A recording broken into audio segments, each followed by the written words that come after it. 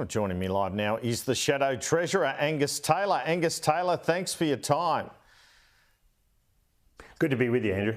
The government made a bit during the week of your answers at the National Press Club, where you said if elected, not only would there be a 25% reduction in permanent migration, there would also be a 25% reduction in net migration. That's people leaving the country versus people coming in, for our viewers. Now, can you tell me what would be the net migration figure in a coalition government in 25, 26, 26, 27 and 27, 28?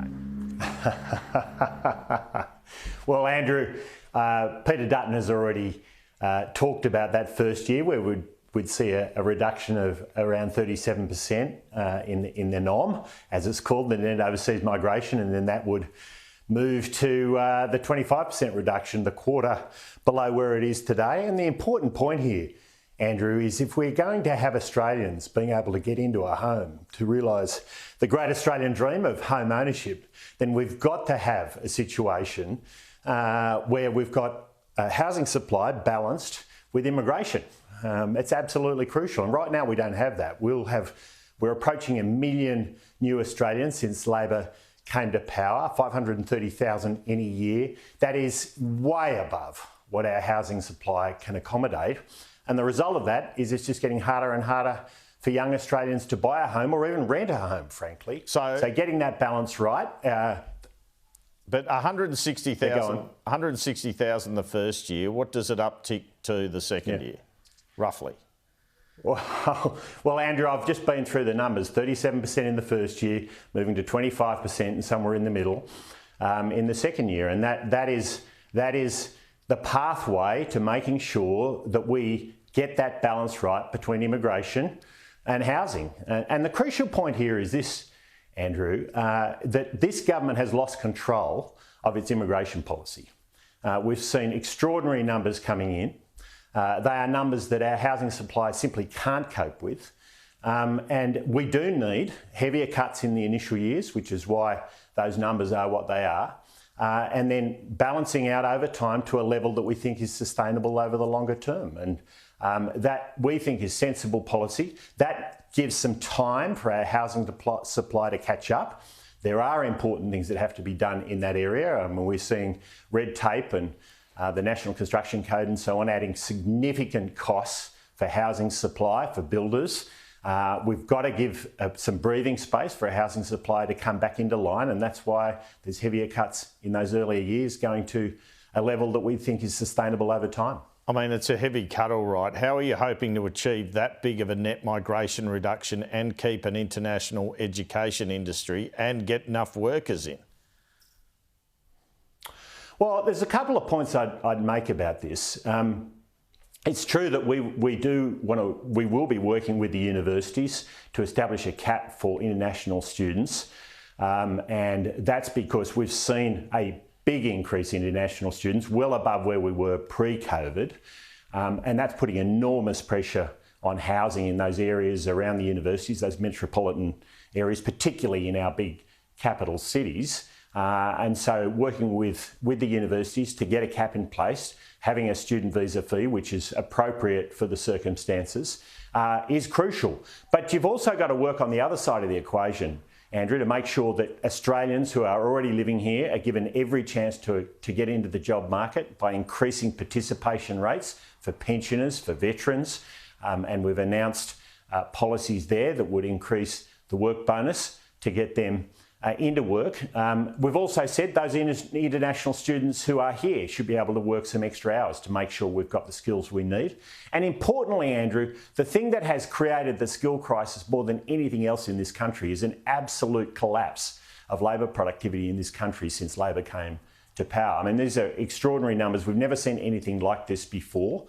And that's why we do think it's right to have sensible industrial relations policies that are right for employee and employer, good for workers as well as good for employers, getting rid of the current definition or the old definition of casuals and replacing it with a definition that makes it very difficult to employ people as casuals, reduces flexibility in the workplace, reduces productivity, and is bad for the economy and bad for skill shortages.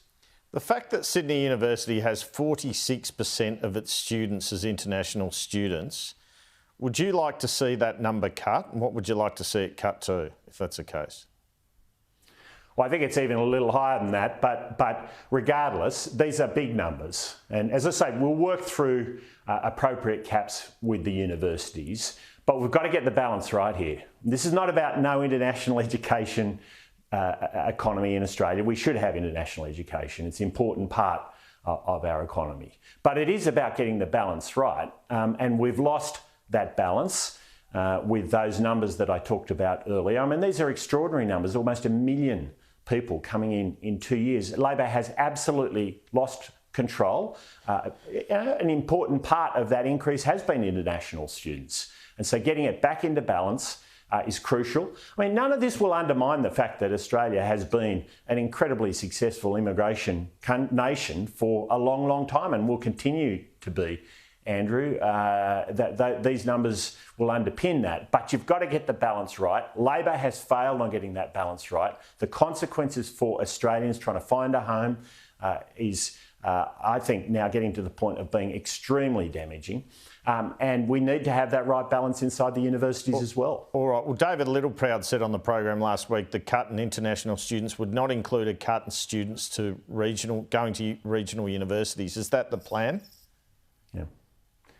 Yeah, we see, I mean, the first point I'd make is that we're seeing way more international students at the metropolitan universities than at the regional universities. That's a matter of fact. And then the sorts of numbers you just quoted a moment ago are representative of what we're seeing in our big capital cities in Sydney and Melbourne. And we're not seeing that sort of a balance out in the region. So quite obviously, if we're to try to get this all back into balance again, then the place to focus is the metropolitan universities. And that's why we've said that's where our focus will be. We'll work through that with the universities. We want to do this in a collaborative way because we understand that they need to be able to prosper and they need to be able to fund the important work they do. But the flip side is that this needs to be a reasonable balance, and the big metropolitan universities need to prioritise, first of all, Australian students and the quality of education they are getting, and make sure that we've got the housing supply we need for young Australians and all Australians in our capital cities. Mr Taylor, has the opposition done any sort of numbers on what the policy to cut net migration by 100,000 a year would cost the budget and the economy? Well, we put all the work we do, all the policies we announce, we put through the PBO and we work through that with them very closely, and we will continue to. We're confident that the package of policies that we announced on budget and reply night is revenue neutral. It's going to be positive for the budget, and that we can get this balance right. I just think people like Clive Palmer and people like Twiggy Forrest and others at the moment are great business people. They know how to milk a pretty weak government, and I think that's what they're doing at the moment. I actually think we would be better off providing for arrangements and an environment which is conducive to business investment. All right, I'm going to play you that grab in a minute. My apologies about that, Mr Taylor. Can you hear me now? They right. have me mid-flow too. I've got you, Andrew. I mean, how can it be revenue neutral when you're cutting 100,000 from the net migration? Can you explain that to me? I said the package is revenue neutral. So what's making up for it? And you know, well, the important point here, well, there's a couple of points actually I'd make. The first is obviously we've announced that we would raise student visas for international students, and that's obviously one factor here. The second point is this, Andrew, is that different immigrants have different impacts on the budget. And this is a very, very important point. We understand that when a skilled immigrant comes to Australia at the age of 30 and they're going to work for the next 35 years, they make a really positive contribution to the budget. But there's others whose contributions aren't as positive. So you're cutting family reunion. We don't take them. So you're cutting family reunion. No, I didn't say that. Is that what you're saying? We have said that we're getting the refugee and humanitarian intake back to the levels they were at under the previous government, and that's appropriate. We think that that's the right number. That was the number we had in government. That, by the way, is one of the very highest intakes in the world. So it's all about balance. It's about making sure you get the balance right that's good for the budget, good for the economy, and good for our housing market, which is stretched to a point which is just out of control. But you're not worried. Australians are just giving up. Absolutely agree on that. But you're not worried your migration policy would risk tanking the economy? No, and you know, the only way Jim Chalmers gets this economy to grow is through immigration. That is the wrong approach. Seriously, he's got it all wrong. He always gets it wrong, but this is really, he's lost the plot here. Some would argue your government did the same, Mr. Taylor, but yes, I hear what you're saying. Well, no, but hang on. But no, I'm going to respond to that, Andrew, because this is very, very important. We've got a GDP per person recession. That's a household recession. That's a recession in what Australians feel. Their disposable incomes have gone sharply backwards under this Treasurer and under this government. And they are feeling real pain. And if he thinks that the answer to that, the answer to that is to just up immigration rates, I mean, seriously, this guy doesn't understand basic economics, which is GDP per person is what counts. That continued to go forward under us. Outside of COVID, but it hasn't under this government. We've had 3 quarters where it's been negative, 4 quarters where it hasn't been positive. I mean, we are in a household recession right now, and if his answer is higher immigration, then he needs to explain that to the Australian people. All right, my apologies before we played that grab early. I'm going to play this Peter Dutton grab to you in a second. Let me just ask this or point this out first. There's some contention around comments that Peter Dutton and you have made around the government's production tax credits policy that you oppose. This is what he said after the budget. I just think people like Clive Palmer and people like Twiggy Forrest and others at the moment are great business people. They know how to milk a pretty weak government. And I think that's what they're doing at the moment. I actually think we would be better off providing for arrangements and an environment which is conducive to business investment.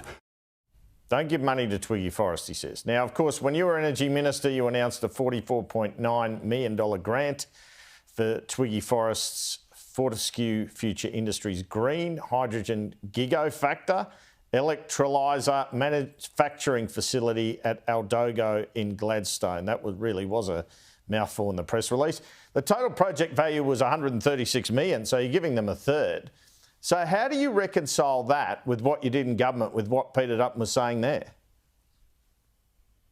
Because Labor's policy is production tax credits and they were R&D projects. I mean, this is a big difference. It's a really big difference. Government has always played a role in research and development in this country and always will and always should. When there's emerging technologies and there's R&D projects, it's right and proper that the government should be involved because there's big risks that are taken by the private sector. Mr. Taylor, and there is a role for public. Is it really R&D?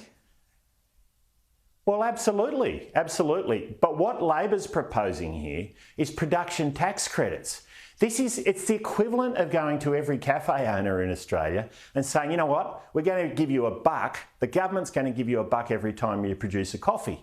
Now, I'm sure the cafe owners of Australia would think that's wonderful, but it's not how you have a great cafe sector in Australia. We've got a great cafe sector, and the reason, and restaurant and hospitality, the reason that is so strong is because they serve their customers well, Andrew.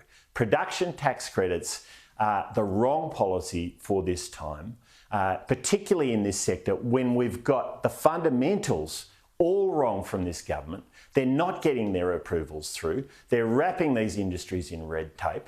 They're adding extra regulation in all sorts of areas, whether it's the safeguard mechanism or forcing them to reveal or find their Scope 3 emissions, the emissions of their customers. I mean, this is all stuff that is Mr. Taylor, absolutely crippling. I'm sorry to interrupt, but I need to get on this point. I mean, you announced or promised more than $1 billion in grants to industry to assist them with energy production and manufacturing. You're saying it's all R&D. $69 million for Stanwell Corporation Central Queensland Hydrogen Hub, $1.25 million for Origin Energy Gladstone Project, $3 million for Santos Clean Hydrogen Design Project, $15 million for Santos's coal carbon capture development, up to $70 million to support BP Australia's Kwinana Clean Hydrogen Industrial Hub, up to $100 million to support Darwin LNG and Santos Andrew, to construct a Northern Australia carbon capture and storage hub. I mean, you did this all the time. It wasn't tax credits. Well, you should be proud of all the projects you donated to, I guess. When you've finished interviewing yourself, I'm very happy to make a comment on this, because not one of those projects was a production tax credit, and you know it. So let's be clear here. This government is proposing a policy here because they've absolutely failed to get the production they want and they need out of these crucial competitive sectors. These are world-leading sectors here in Australia. Our resources sectors and the processing of those resources have been world-leading for decades, Andrew, and they haven't needed production tax credits. There is a long history of government working with them and other sectors in research and development projects, early-stage pilot projects, but not production tax credits. And once we go down that path, we might as well subsidise everything across the economy. I mean, this is crazy stuff. This is not how to use taxpayers' money. It's not how to build successful sectors. And it's not how we'll continue to have a prosperous, wonderful resources sector in this great nation. All right, nearly out of time. Just a couple of other things I want to ask you about. You've spoken about spending cuts you'd make, including around the Albanese government's hiring of 36,000 public servants. Are you saying you would cut that amount of public servants? We're saying we don't believe we need 36,000 additional public servants and up to $25 billion of spending associated with them at this time. Well, how many do you need? Not the priority. Well, we'll have our fully costed policies out before the next election, but we don't need 36,000.